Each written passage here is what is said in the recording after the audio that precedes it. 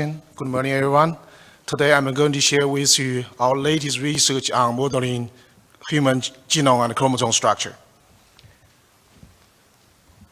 So, as we know, we have entered into the genomic area since human genome was sequenced in 2000. Since then, humankind know any techniques to sequence any genome, from maize, soybean, to panda, to anything scientists can get a hand on. And we not only know how to sequence genome, but we also know how to sequence it easily and cheaply. So nowadays, you can just get a tube of the genomic materials and put into the phenomenal high-secret machine. In a couple of hours or a couple of days, we get the genome of these species. And the price of sequenced genome has decreased exponentially since 2001 to 2014, and the price drops faster than what predicted by the Moore law on the computer chips. Actually, in this year, we have reached the $1,000 benchmark. Basically, we can sequence human genome at a cost of about $1,000. That means in the future, all of us can sequence our genome at a reasonable cost. However, this is not the end of story. So even though linear genome sequencing is very important, but another very important aspect still is largely unknown. That is three-dimensional structure of the genome. For instance, here's a hypothetical model of the 3D structure of the human genome. Each color represents one chromosome. They fold into a three-dimensional shape, and they're packed together to form the whole genome 3D structure. And this whole genome 3D structure is very important in regulated genes, as Dr. Ryder just showed in his slides. Why? Because genome fall into three-dimensional shape, and this determines which region of genome will be open, will be closed. That will affect the methylation. So we consider this methylation and the genome structure are the intrinsic state of the genome. And this intrinsic state, together with transcription factors, will regulate the gene expression. That determines the expression profiles of those genes, and expression of the methylation enzymes and the chromatin modification proteins will in turn modulate the 3D structure and the methylation of the genome. So genome 3D structure plays an essential role in regulating genes, particularly long-range gene regulation. So it's very important to study this feature of the genome. However, 3D genome structure hasn't been well studied until because no techniques have been developed to determine conformation of the 3D genome until most recently. As most recently, a technique called chromosome conformation capture technique, based on the next generation sequencing, has been developed to interrogate the 3D shape of the genome. That is called a high-say technique. Now, I briefly review how it works. Given a genome, if we know that there are some regions of the chromosome will be contacted into another region of the chromosome, they are spatially close, we first use formaldehyde to cross-link those spatially close regions.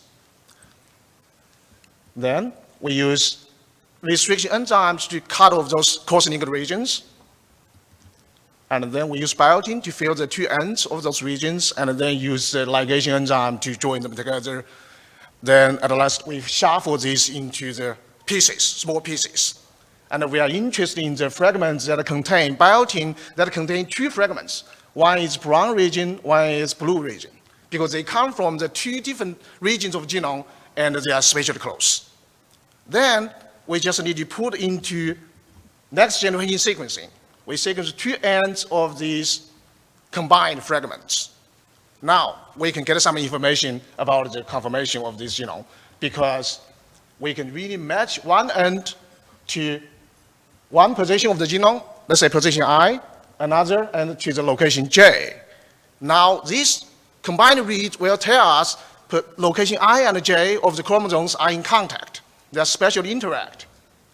If we have many reads, because we can sequence many reads, then actually we can know which two regions of the chromosome are in contact. For instance, if we divide the chromosome into n regions of equal size, let's say 1 megabase long, 100 kilobase long, Based on those reads, we can construct a matrix to count the number of interactions between any two units, basically unit I and unit J. So this is interaction matrix or contact matrix. And we actually can visualize this matrix use the heat map. The density of the color corresponds to the number of interactions. So here is the intra-chromosomal contact map of the chromosome 14 of the leukemia B cell at 1 megabase resolution. We can see some patterns, contact patterns, square-like contacts. That means one region actually has more contacts with next region, less contacts with the next one. Basically, one region has more contacts with every other regions of the chromosome. That really means the chromosome has been partitioned into two spatial compartments. The units in the same compartment have more contacts. And we also can construct the inter-chromosomal contact map between, let's say, for instance, between chromosome 11 and 14. Of course, there's fewer contacts between the chromosomes, and the pattern is not very clear. So, and we apply these techniques to the 4 data sets. One is the normal B cell. High-C data was generated by the Lieberman Iden and Job Decker. Actually, the authors who invented the High-C techniques in the first place in 2009. And also there's 3 data sets generated for 3 malignant B cells, including the leukemia B cells, and by our collaborators at the University of Missouri, use Illumina High-Seq 2000 machine.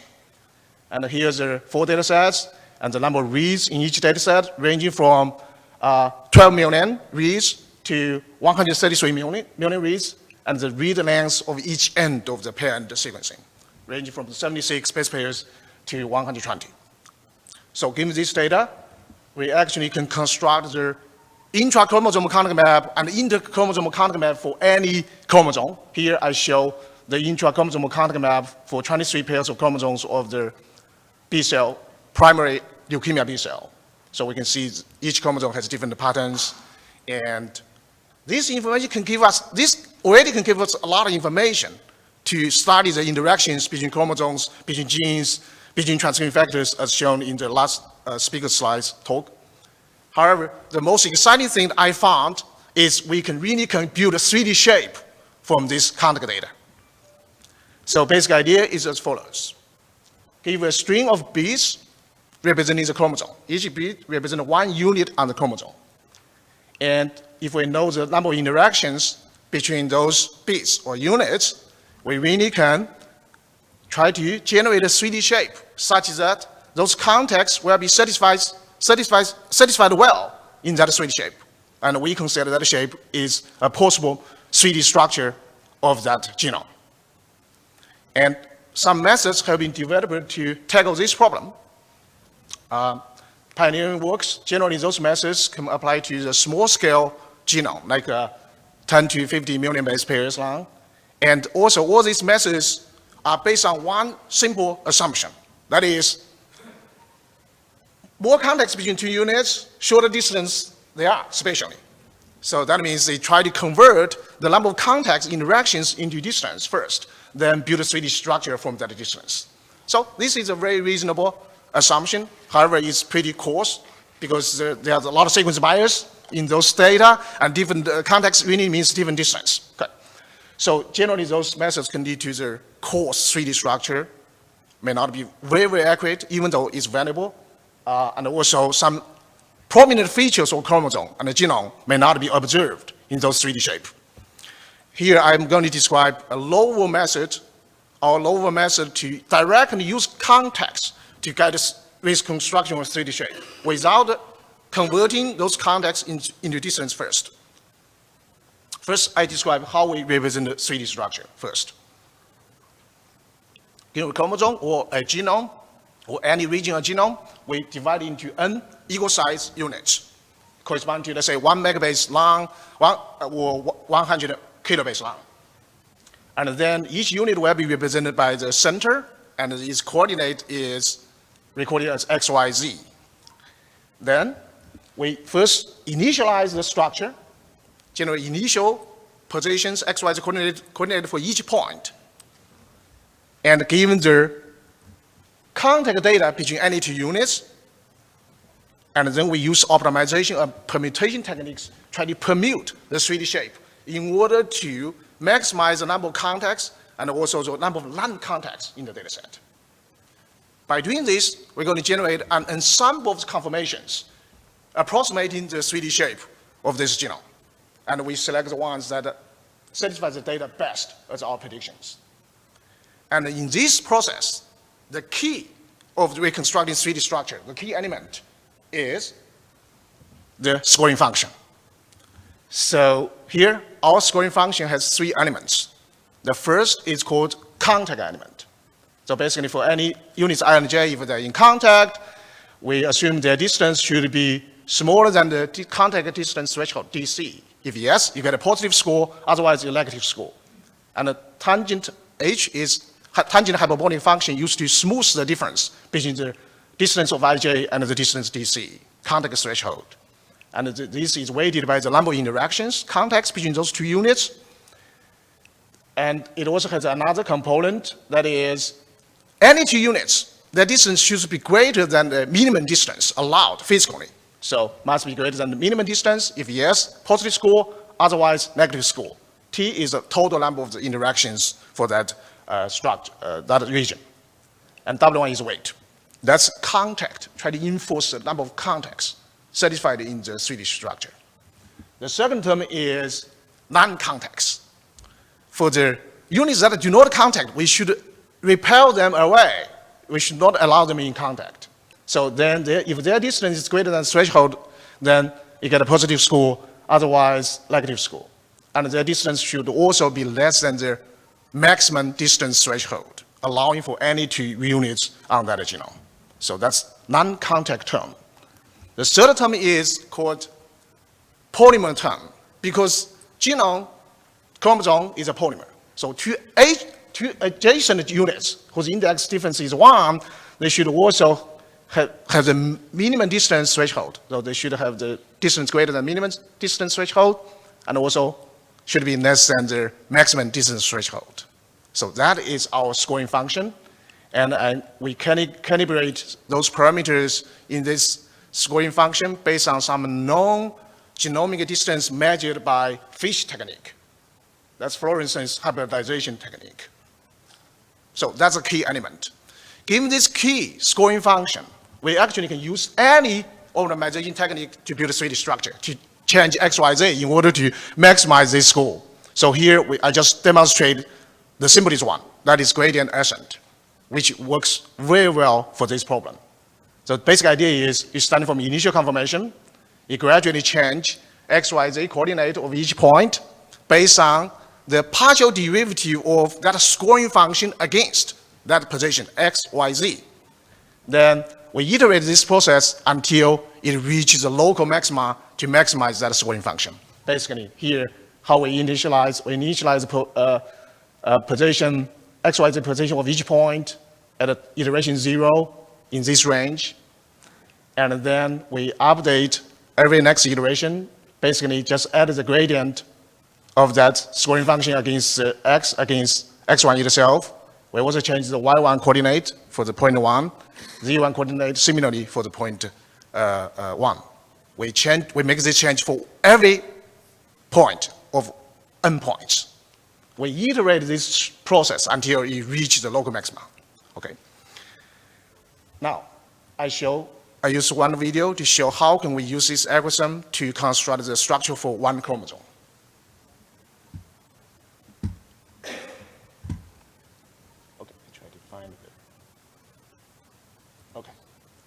So initially, those points are initialized in the ball-like structure within that range. Then the gradient ascent algorithm will change X, Y, Z in order to bring the points that are in contact close and repair the points that are farther away, not in contact further away. Eventually converge to generate one structure for this chromosome.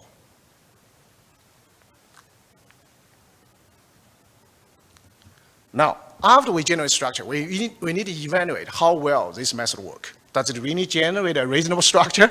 Okay. The first thing we try to evaluate is how well this algorithm to really reconstruct the context observed in the hazard data and the line context. So here is a table, is a graph showing the percent of the context and the non-context satisfied by the 3D structure generated for each of the 23 pairs of chromosomes. So basically, we can say the blue represents the contact score percentage, and red represents the non-contact percentage. Basically, we have 80% of the context have been, or non-context has been satisfied in 3D structure. So that's first evaluation. But it's not enough. Why? Because we use this to guide the reconstruction. Your method should have this. Then we need to use other features not used in the reconstruction 3D structure to test whether or not the 3D structure is valid. The first feature, known feature we have tested is called two-compartment partition. As I mentioned earlier, from the contact map of one chromosome, we know one region has less contact, that's circled by this yellow box region, more contacts with green, less yellow, more green. So basically, each region has more contacts with every other regions. That really means the chromosome regions have been partitioned into two compartments. If we use the principal component analysis on this matrix, various covariance matrix of this contact matrix, we really can use the first eigenvalue to partition chromosome region into the two compartments. The regions that have the positive eigenvalue belong to one, point up, belong to one compartment. The regions belong, that as negative values belong to another compartment. And then we need to check whether or not these regions partition into the same compartment, actually spatially close in our 3D structure. If yes, we're happy, otherwise we have trouble, okay? So here's the structure visualized, the two compartments visualized in our 3D model. So purple represents one compartment, green represents another compartment for chromosome 7, and actually they are partitioned nicely into the two compartments. And actually we check these for all the 23 pairs of chromosomes of each cell type. For instance, here I show the normal B cell. So largely those partition literally valid. Okay, still not enough. We need to do more tests. Okay, another test we did is robustness test of our algorithm. So one is we check how robust our algorithm is against the change of the parameter values. For instance, if I change the distance threshold, square of the distance contact threshold from the value we selected, let's say, suppose 7 micrometer to 6 to 8, to tweak it, reconstruct the structure models to compare how similar they are. Actually, the models constructed using the different threshold actually are similar to each other. That means as long as those parameter values are in the reasonable range, the method can generate a reasonable structure. Another test we did is try to change the resolution of the structure. We actually increase the resolution from the 1 megabase per unit to 200K kilobase per unit. We build a 3D structure, and they are similar to each other, even though we have more details for the high resolution structure at a 200K kilobase resolution. Good? And another one is we try to check whether or not our method really can predict the contexts that are not observed in the original data. So we use 70% of data to construct a model to check how well another, or 70% for the reconstruction, and use remaining 30% for testing to show whether or not our 3D reconstruction recall those 30% of withhold contact data. And here is recovery rate for 23 pairs of chromosomes, on average about 70% of the contacts not used in reconstruction can be reconstructed. That's another added value of this kind of the 3D reconstruction. Finally, we check the models constructed for different, the cells, same cell type in a different state. One is leukemia B cell, another is normal B cell. Leukemia B cell and normal B cell, the shape for this chromosome is largely similar, but there's some variation. Actually, those variations may actually relate to the disease itself, may play a very important role in the cell cycle and cell development. So that's the work we published in the nucleic acid research. We're pleased with the work, so we published it. After that, we apply the same algorithm to reconstruct the 3D structure of the whole human genome. And the method scale very well to the large scale. Now I'm going to show you one video, how the 3D genome can be constructed. Just use the method I just described. So, each chromosome has been initialized, represented by different color. And the gradient descent tried to use the intra-chromosomal contact to build a structure for each chromosome, and use inter-chromosomal contact to position, orient the different chromosomes. So the points are moving until it converges.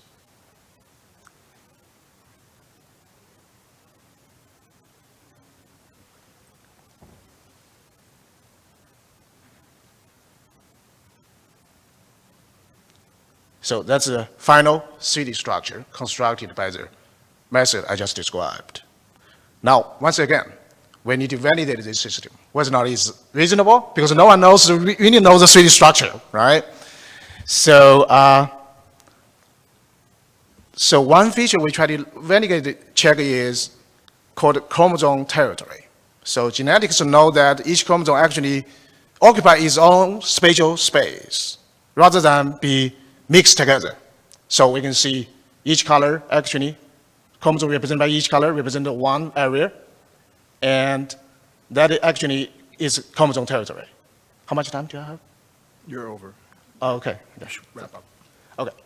So, and that is consistent with the model, hypothetical model predicted by the fractal model of the genome folding. Basically, the local regions fold into larger chunks fold into larger chunks. So form this chromosomal territory.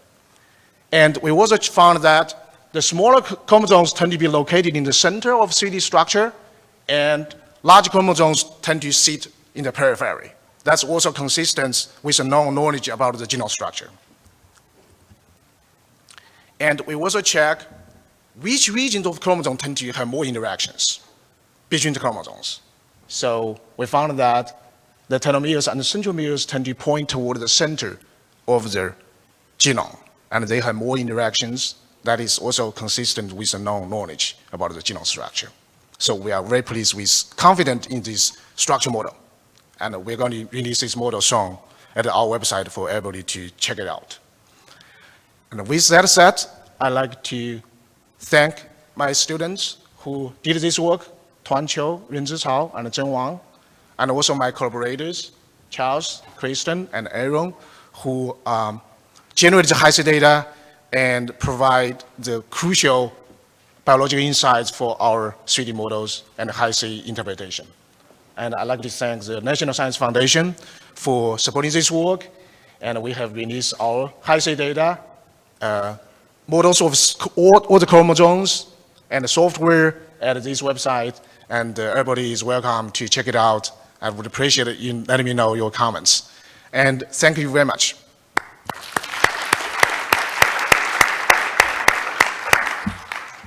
We have time for one or two questions, and please use the microphone. I have two questions. Yep. First of all, your validation point that telomeres and centromeres are in contact, which you take as a validation of your model, but shouldn't that come directly from the contact data? So can you really use that as a validation for the model? Okay, that's a great question. So those things, those information, yeah, we check that. We check the original contacts between centromere and the telomeres. The signal, yes, we see they tend to have more contacts, but not as clear as the pattern we have seen in the final 3D structure. Those information has been used to guide the processing indirectly, not directly used as a scoring function, but during the reconstruction, actually those signals has been improved. We can see more and more clear interactions between centromere and the telomeres. I have another question on the high-C technique. So is that a single cell measurement or is that a pooled cell measurement? I assume that the chromosome structure is stochastic. So when you show such a picture, it could only be a picture of a single cell, and between cells it should be much different. So how does that affect your analysis? That's a great question. So So all reconstruction is based on the highest data generated from population cell of the same type at this moment. Even though the single cell HiSCR technique has been developed recently, we haven't tested on that because we tried to test that because the resolution is still a little bit low. We haven't get a lot of reads on that yet.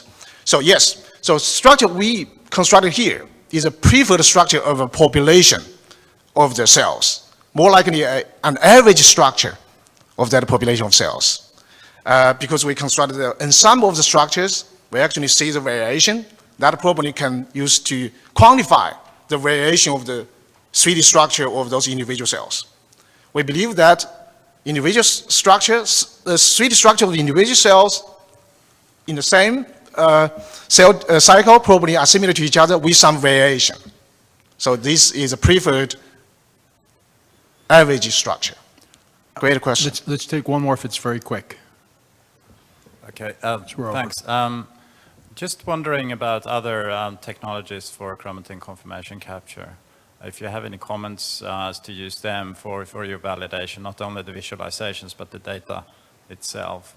There are some differences between the technologies in terms of what they actually reveal. That sounds like that might be better taken offline, just because we're over already. Yeah, Right? great question. Thank you. I'll talk to you after this. All right, thank you very much.